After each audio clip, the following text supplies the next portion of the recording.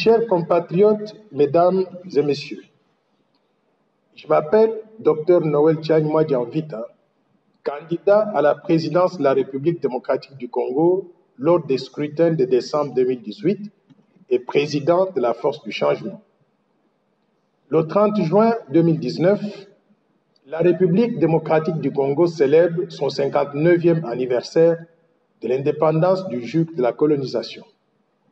La fête de l'indépendance est un moment sacré que nous devons tous célébrer en paix, sans perturbation, en mettant de côté nos divergences politiques. C'est un moment de gloire pour notre pays que nous devons enseigner avec fierté à nos enfants et nos petits-enfants. C'est aussi l'occasion pour nous tous de nous interroger d'où nous venons, où nous sommes actuellement et où nous allons en tant que citoyens d'un pays souverain, la République démocratique du Congo. Chers compatriotes, mesdames et messieurs, après les élections du 30 décembre 2018, la situation actuelle n'est pas très différente de celle d'avant les élections. La situation du pays continue à être caractérisée par des divisions et des querelles politiciennes au détriment de la cohésion nationale et au mépris des intérêts supérieurs du peuple congolais. Les manifestations intempestives dans les rues et l'anarchie entretenue sont de nature à accroître l'insécurité généralisée, créer la psychose et faire fuir les investisseurs tant nationaux qu'étrangers. Cette approche égoïste et non patriotique a pour conséquence d'augmenter la misère de la population, d'accentuer le chômage et de perpétuer le sous-développement.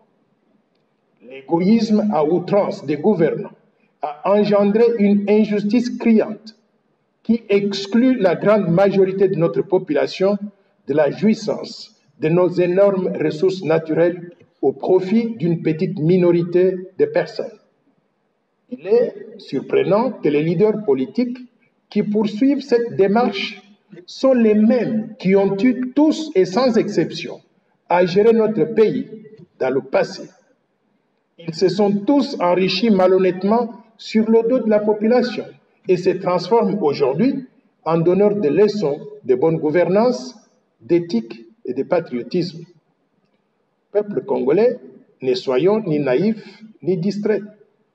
Demandons à ces leaders politiques des comptes sur leur gestion antérieure. C'est ça la vraie justice dans une démocratie naissante. Chers compatriotes, mesdames et messieurs, ne nous laissons pas manipuler par nos bourreaux qui ont fait de nous le peuple le plus pauvre et misérable du monde. Posons-leur la question de savoir, de 1960 à ce jour, qui a fait quoi pour contribuer à la situation catastrophique actuelle de notre pays? Nous ne devons pas répéter les mêmes erreurs dans le choix de nos dirigeants et nous attendre miraculeusement à réaliser des résultats meilleurs pour l'avenir. Nous sommes arrivés à la situation catastrophique actuelle à cause des antivaleurs qui ont pour nom corruption, détournement des fonds publics, prédation des ressources naturelles, cupidité, vol, viol, mensonge, tricherie, tribalisme, népotisme, immoralité, primauté des intérêts privés sur la collectivité, abus d'autorité, conflit d'intérêts et violation massive des droits humains. À cause de ces antivaleurs, notre pays n'a pas de budget national suffisant pour pouvoir correctement payer les fonctionnaires de l'État, construire les infrastructures de base, diversifier l'économie nationale, créer des emplois et améliorer la vie de tous nos concitoyens.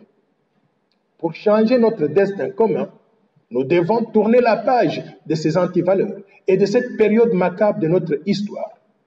Ainsi, j'appelle vivement la population congolaise à la rupture avec les méthodes de gouvernance et hommes du passé qui sont à blâmer pour la paupérisation et aussi pour la misère actuelle de la population congolaise.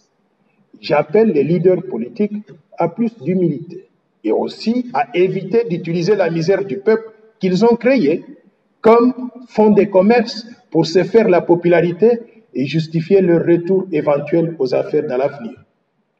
Chers compatriotes, mesdames et messieurs, nous devons placer cette fête du 30 juin 2019 dans la méditation pour ne plus répéter nos erreurs d'hier, afin d'embrasser la paix, la cohésion nationale, la bonne gouvernance, la justice, l'inclusion sociale et l'équité qui permettraient de promouvoir le développement économique et social durable au profit de la population congolaise tout entière. Je souhaite à toutes les Congolaises et à tous les Congolais une excellente fête de l'indépendance 2019. Que Dieu Tout-Puissant, le Miséricordieux, bénisse la République démocratique du Congo et le vaillant peuple congolais. Je vous remercie.